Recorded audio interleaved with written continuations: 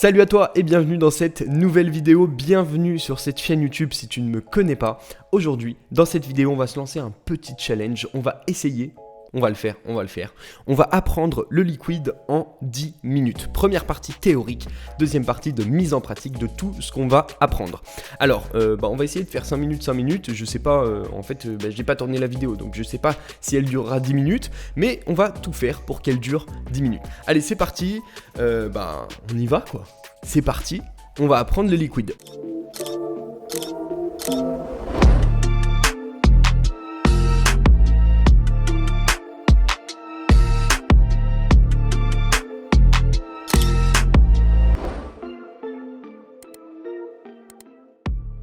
Alors on commence directement sur des petits slides pour remettre en contexte comment fonctionne Shopify et pourquoi le liquide existe et à quoi sert le liquide. Il n'y a pas que du liquide sur Shopify, il y a aussi du HTML et du CSS et on verra exactement aussi pourquoi on utilise ces deux langages-là. Donc toi ce que tu vois, c'est que tu es un vendeur, tu vas utiliser Shopify en tant que CMS, donc pour construire ton site web, puis le mettre à disposition de tes acheteurs pour qu'ils puissent visiter ton site web et potentiellement acheter. Moi ce que je vois, et c'est comme ça que fonctionne le web, c'est deux clients. Dans tous les cas, toi tu es un client, tu utilises ton navigateur, qui est la partie front-end, la partie d'affichage, la partie client, qui fait des requêtes à un serveur. Donc le serveur, c'est lui qui communique avec ce qu'on appelle une base de données pour aller chercher des informations et te les afficher de manière correcte et magnifique grâce au HTML et le CSS par exemple. Donc, toi, ce que tu vois, c'est vraiment Shopify qui se place entre les deux, c'est-à-dire que toi, tu utilises Shopify sur son back-office derrière pour créer ta boutique et après, tu la mets à disposition de tes utilisateurs qui vont venir dessus. Mais en fait, en réalité, vous êtes juste deux clients, donc deux navigateurs différents qui vont faire une requête à un serveur et le serveur va t'afficher ce que tu veux. Donc, on parle de requête et après de réponse, c'est-à-dire qu'en gros, toi, tu veux afficher Shopify. Ce que tu vas faire, c'est faire www.shopify.fr ou alors formuler ta requête. Le serveur va la prendre en compte et va dire est-ce que Shopify existe ? Est-ce qu'il est là ? Est-ce que c'est bien la bonne adresse ? Est-ce que c'est bien le bon lien, etc. Et si oui, il va t'afficher ton résultat, ton site web. Donc, en gros, là, on avait deux navigateurs différents, donc deux personnes qui souhaitent avoir un résultat qui est différent. Toi, tu vas avoir accès à ta boutique de manière visuelle. Et puis, si tu avais rentré tes informations de connexion, tu vas avoir accès au back-office de Shopify. Et à chaque fois que même tu remplis un formulaire, tu fais une action, un clic sur un lien, à chaque fois, c'est pris en compte par le serveur et le navigateur te l'affiche. Donc ça, c'est pour vraiment le fonctionnement global d'un site web. Maintenant, on a deux types de sites web. On a des sites web qui sont statiques et des sites web qui sont dynamiques. Un site web statique, c'est seulement du HTML et du CSS. Ça ne bouge pas, ça ne bouge jamais. S'il y a 2000 utilisateurs qui vont sur ta plateforme, sur ton site web, ce sera affiché exactement de la même façon. Après, on a un deuxième type de site web, un site web qui est dit dynamique. C'est-à-dire que le contenu va changer en fonction des informations. Un super exemple, c'est Shopify, mais ça peut être aussi Facebook. Facebook n'a pas créé, je sais pas combien d'utilisateurs, mais Facebook n'a pas créé 2 milliards de fois la page profil, ta page profil Facebook. Il a simplement mis des variables à l'intérieur et ces variables sont dynamisées, prennent une valeur en fonction de qui est connecté ou du profil que tu souhaites afficher. Mais cette page a été créée seulement une fois. Shopify est également un exemple de site web dynamique, c'est-à-dire que vous avez tous accès à un back-office sur Shopify et ce back-office a toujours la même gueule, mais il va jamais vous afficher les mêmes informations. C'est-à-dire que vous aurez toujours cette partie accueil, commande, produit, etc., client ou thème, mais dans les analytics, dans vos produits, etc., là, vous allez pouvoir interagir avec la base de données de Shopify et pouvoir dynamiser et créer votre propre plateforme depuis cette base qui est dite générale. Je dis en deux phases parce que ça, c'était vraiment la première phase. La deuxième phase, c'est-à-dire que tu vas pouvoir dynamiser aussi le contenu de ton site web, ce qui se passe à l'intérieur de ton thème. Donc maintenant, nous, ce qui va nous intéresser, c'est pas forcément comment fonctionne Shopify, comment fonctionnent les commandes, comment fonctionnent les analytics, c'est plus comment fonctionne le liquide. À quoi sert le liquide ? Encore une fois, ça c'est un exemple de page produit où j'ai remplacé la partie visuelle par des variables pour que tu puisses te rendre compte de comment le système fonctionne. C'est-à-dire que sur Shopify, on a du HTML, on a du CSS. On est obligé, n'importe quel site web utilise du HTML et du CSS pour simplement avoir du contenu et le mettre en forme, le designer. Maintenant, on a un langage en plus qui s'appelle le liquide qui, lui, du coup, va placer des variables à la place des champs qui sont normalement statiques sur un site statique pour pouvoir dynamiser et templater, on va dire, tout ton site web. Donc, on appelle ça un langage de template. C'est comme si tu avais un email type et que tu changeais simplement le nom et le prénom de la personne à qui tu l'envoies. Bah ça c'est un exemple de template et ça marche exactement pareil sur un site web. Donc le Liquid est un langage qui est dit de templating pour pouvoir avoir des bases qui auront et qui afficheront un résultat qui est différent. Comme sur cette page produit par exemple, la page produit c'est un fichier qui s'appelle généralement producttemplate.liquid et il n'y a pas une nouvelle page produit, un nouveau fichier .liquid pour chaque page produit que tu as. C'est toujours le même qui est utilisé et les informations qui sont contenues à l'intérieur sont remplacées par la valeur de ton produit, du produit que tu veux afficher.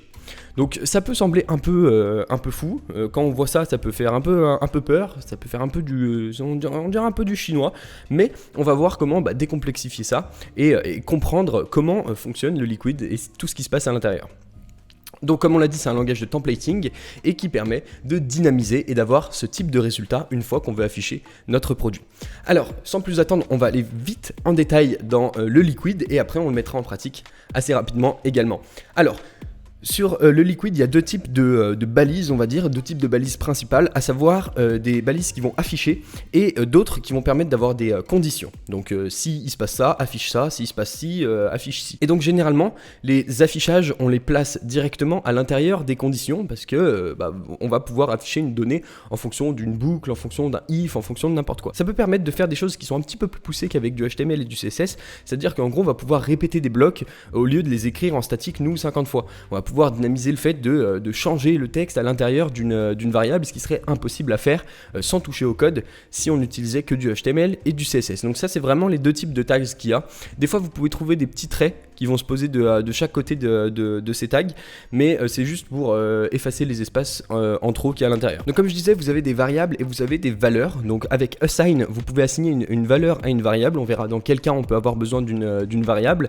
Ensuite vous avez des conditions. Donc si Toto existe, donc là dans ce cas-là on a donné une valeur à Toto qui était full. Si Toto existe, il va afficher hello Toto. Sinon il va afficher il n'existe pas. A noter que ça se passe vraiment au niveau du serveur. Quand lui il lit ton site web, avant même de te l'afficher, il va voir tout ça. Mais toi, dans ta console, ou même sur ton site web, tu ne verras jamais de Liquid, parce que c'est le résultat de toutes ces conditions, de toutes ces boucles, etc. qu'on va voir, qui fait que tu as un site web qui est créé et qui est dynamisé d'un coup, avec un résultat qui est complètement différent et qui correspond à ce que toi t'as paramétré. Mais tu verras jamais de Liquid sur ton navigateur. Donc on a des conditions if, on a des conditions unless, en fait c'est simplement l'inverse de if, donc si ce n'est pas. Ensuite on peut aussi ajouter des else if pour éviter de faire ce qu'on appelle des forêts de if, donc si Toto est égal à full, si Toto est égal à stack, si Toto est truc, faudrait mettre des end if à chaque fois, donc ça je l'ai pas dit mais il faut aussi toujours fermer ta variable. Donc si tu veux afficher quelque chose sur ton Shopify ou essayer de toucher à quelque chose sur ton Shopify, si tu le mets à l'intérieur d'un if, fais gaffe au end if ou colle-le en dessous. Donc ça peut aussi tout casser. Ensuite on a des cas, on peut ouvrir des cas pour Toto. Ça on l'utilise un peu moins mais tu risques de le croiser aussi sur ta boutique Shopify. Donc ça marche un petit peu comme un if, c'est-à-dire que là tu ouvres le cas de Toto. Si Toto est égal à full alors affiche ça, si Toto est égal à stack alors affiche ça, et sinon il n'y a pas de full stack. Voilà. Ensuite, on a des boucles et ça, c'est vraiment incroyable. C'est-à-dire qu'on va pouvoir tourner autour de certaines valeurs. Donc là, on va tourner sur les utilisateurs du site parce qu'on peut avoir accès aussi à ces données. Je te mettrai un petit lien dans la description pour aller voir aussi toutes les données auxquelles on a accès sur Shopify. Et donc, tu vas pouvoir tourner et dire, par exemple, là, c'est user. Ça, c'est une variable. On veut l'afficher, c'est pas une condition. Donc, on l'écrit entre deux accolades. On va tester ça directement en pratique. Ça c'était vraiment pour la partie théorique. Juste pour finir avec les boucles, du coup on peut faire des boucles sur des produits, on peut faire des boucles sur des collections, on peut faire des boucles aussi sur des chiffres. C'est-à-dire tourne là on lui dit simplement de tourner 10 fois et de nous afficher combien de fois il a tourné. Donc là techniquement ce qui va se passer, il va tourner 10 fois et il va nous afficher tour numéro 1, tour numéro 2, tour numéro 3, tour numéro 4 dans des balises HTML parce qu'on est obligé d'utiliser du HTML pour afficher des éléments sur Shopify directement. Donc tu l'as compris, le Liquid c'est un langage qui sera rajoute au HTML et au CSS. Donc tu dois connaître le HTML et le CSS si tu veux utiliser le Liquid de la manière la plus efficace possible. Allez, let's go, on va pratiquer ça. Donc là du coup je me trouve sur un thème début qui est complètement vierge et sur lequel on va pouvoir mettre en pratique tout ce qu'on a vu. Donc je ferai aussi une vidéo pour détailler à quoi sert chaque fichier et dossier dans Shopify. Nous on va se mettre directement sur le fichier theme.liquid qui contrôle toute l'intégralité de notre site web. Donc ici on peut déjà afficher une balise H1 pour voir où on se situe. Je vais identifier du coup le header, voilà, on va le mettre en dessous du header, hop, et ici je peux mettre un H1, check ça, ok. Donc là c'est vraiment pour tester si on se positionne bien et techniquement il va se mettre juste en dessous du header. Ok, et c'est bien le cas, il s'est affiché juste en dessous du header. Alors maintenant on va continuer, on va commencer déjà avec les variables. Donc on va créer une variable, on va l'appeler du coup assign Toto est égal à salut Toto. Ok. Donc là, qu'est-ce qu'on vient de faire? On a créé une variable qui s'appelle Toto et on lui a donné la valeur de salut Toto, c'est du texte, donc il faut l'entourer de double quote. Donc là, au lieu de faire check ça, on va essayer d'afficher Toto avec du coup les deux accolades qui permettent d'afficher. Donc Toto, ok. Hop, on actualise. Donc là, la question c'est est-ce qu'il affiche Toto ou est-ce qu'il affiche salut Toto? On va voir. Eh bien il affiche salut Toto parce que c'est la valeur de la variable qui est à l'intérieur. Et donc là on n'a même plus besoin de changer Toto parce qu'ici on veut l'appeler, mais si on veut changer le contenu, on a juste à éditer le contenu qu'il y a à l'intérieur de la valeur de Toto. Donc on va virer salut par exemple, ok, et on actualise et techniquement là ça va afficher Toto, ok, et il affiche bien Toto. Donc maintenant après on avait les conditions, donc là on peut mettre une condition if en disant est-ce que Toto existe, if Toto.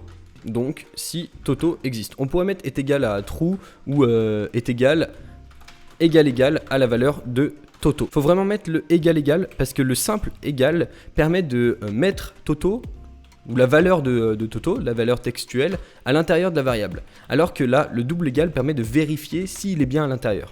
Donc là, on va juste mettre un if Toto. Donc si Toto existe à une valeur, peu importe la valeur qu'il a, il faut toujours mettre un end if pour dire qu'on finit.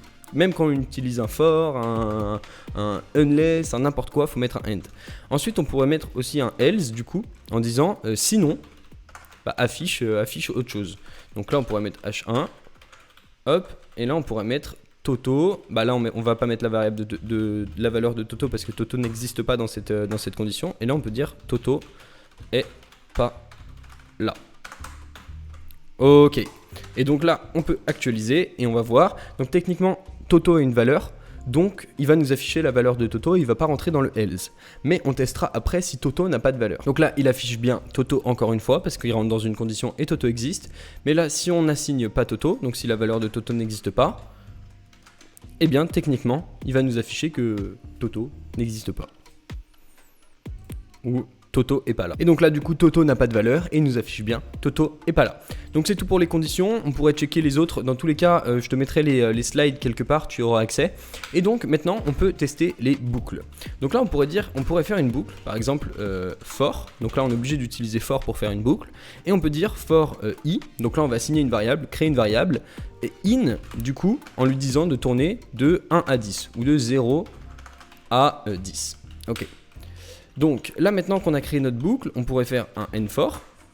Donc là c'est plus un if qu'on ferme, c'est un for. Et on pourrait dire à l'intérieur Toto ou n'importe quoi, j'ai tourné i fois, parce que i va prendre une valeur entre 0 et 10 qui va augmenter, s'incrémenter on dit, à chaque tour de boucle. Donc là on peut tester ça, et donc techniquement il va nous afficher 10 h1 avec une valeur qui sera différente ici, qui sera du coup la valeur de i. Et là on voit bien qu'il a tourné du coup 10 fois, j'ai tourné 0, 1, 2, 3, 4, 5, 6, 7, donc ça c'est vraiment magique, parce que par exemple si on avait 10 composants à mettre en HTML qui se ressemblent, par exemple des cartes, des avis, n'importe quoi qui peut se répéter, et bien on a juste à le mettre dans une boucle et on l'écrit une seule fois au lieu d'avoir à l'écrire 10 fois en HTML et de manière statique. Donc là on aurait dû nous éditer à chaque fois, j'ai tourné 0, j'ai tourné 1, j'ai tourné truc, etc.